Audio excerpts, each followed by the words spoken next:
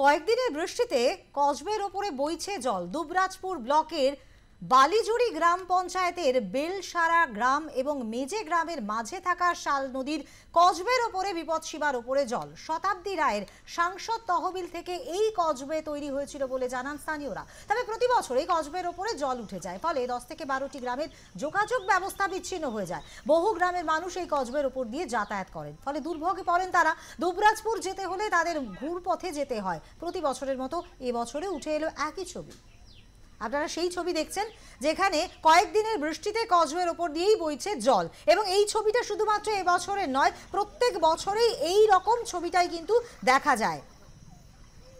সাংসদ শতাব্দী রায়ের সাংসদ তহবিল থেকেই কসবে তৈরি হয়েছিল বলে স্থানীয় সূত্রে খবর। তবে প্রতি বছর এই কসবেতে জল উঠে যায়, ফলে 10 থেকে 12টি গ্রামের যোগাযোগ ব্যবস্থা বিচ্ছিন্ন হয়ে যায়। এ বিষয় নিয়ে আরো বিস্তারিত আপডেট দিতে পারবে আমাদের প্রতিনিধি প্রশান্ত, রয়েছে এই মুহূর্তে আমাদের সঙ্গে। প্রশান্ত, ঠিক কি জানা যাচ্ছে? প্রত্যেক বছরে একই ছবি দেখা যায়, অথচ এর প্রতিকারের কোনো চেষ্টা কি করা হয় না পঞ্চায়েতের তরফে?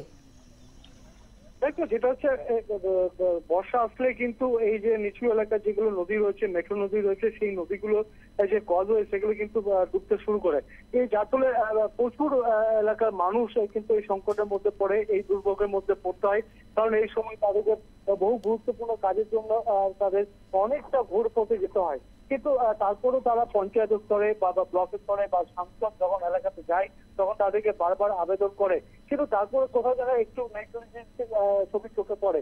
তার মধ্যে দেখো, যেটা হচ্ছে এই যে শাল নদীর উপরে যে কসবে যেটা জলে ডুবে গেছে, অল্প যেটা কদিন ধরে জল হয়েছে, সেই জলের ফলে কিন্তু তলায় চলে গেছে কসবে। এবং বালিজুড়ি গ্রাম পঞ্চায়েত মেজে গ্রামের যে এলাকা, সেই এলাকা প্রায় 10 থেকে 12টি মানুষ দুর্ভোগান্তির মধ্যে পড়েছে। কারণ যেটা আমরা জানতে পারছি স্থানীয় সূত্রে, গত বছর যে আমাদের সাংসদ রয়েছে তার তহবিল থেকে এই কসবেটা মেরামত করা হয়েছিল, কিন্তু কি মেরামত করা হয়েছে তা নিয়ে কিন্তু ইতিমধ্যে প্রশ্ন শুরু করেছে। কারণ কসবে যদি মেরামত করা হয় তাহলে সেটা এবারে এই কদিন ধরে বৃষ্টির ফলে জলে তলায় গেল কি করে? তাহলে কি কসবে কোথাও একটু গাফিলতি দেখা দিচ্ছে, যার ফলে এই 10 থেকে 12টি গ্রামের মানুষকে দুর্ভোগান্তির মধ্যে প্রতি বছর বস্তা আশ্রয় করতে হচ্ছে। কারণ তাদের যেটা দাবি যে কসবে উঁচু করে করার, কিন্তু সেখানে উঁচু করে কসবে না করার জন্য কিন্তু এই বিপত্তি ঘটছে, অথচ সেখানে বিপুল পরিমাণে অর্থ খরচ করা হচ্ছে। তাহলে সেই অর্থ খরচ করার মানে কি দাঁড়াচ্ছে তা নিয়ে কিন্তু বিভিন্ন মহলে প্রশ্ন উঠতে শুরু করছে। ইতিমধ্যে তোমার এই এলাকার প্রায় 10 থেকে 12টি গ্রামের মানুষ দুর্ভোগান্তির মধ্যে পড়েছে। তাদেরকে গুরুত্বপূর্ণ কাজের জন্য দুবরাজপুর আসতে গেলে অনেকটা ঘুর পথে তাদেরকে আসতে হচ্ছে, যার ফলে তাদের সময় ব্যয় হচ্ছে, তাদের ঠিক মতো এসে কাজ সম্পূর্ণ করতে পারছে না, যার ফলে ঘুরে যেতে হচ্ছে। যে এই সমস্যার মধ্যে পড়েও তারা কিন্তু প্রশাসনের দ্বারস্থ হয়েছে, যারা পঞ্চায়েত স্তরে রয়েছে তারা কিন্তু দেখবো বলে আশ্বাস দিলেও কিন্তু সেইটাকে কিন্তু কোনোরকম ভাবে তাদের গুরুত্ব দেওয়ার জায়গা দেখা যাচ্ছে না। সেই কারণে কিন্তু এই যে গত বছর তহবিল থেকে, সাংসদের তহবিল থেকে যে মেরামতি করা হয়েছিল সেটা শুধু নামেই মেরামতি করা হয়েছে, কোন রকম উঁচু করা বা মানুষের চলার জন্য উপযোগী করা সেটা করা হয়নি। তা নিয়ে কিন্তু গ্রামবাসীরা ক্ষোভে ফেটে পড়েছে।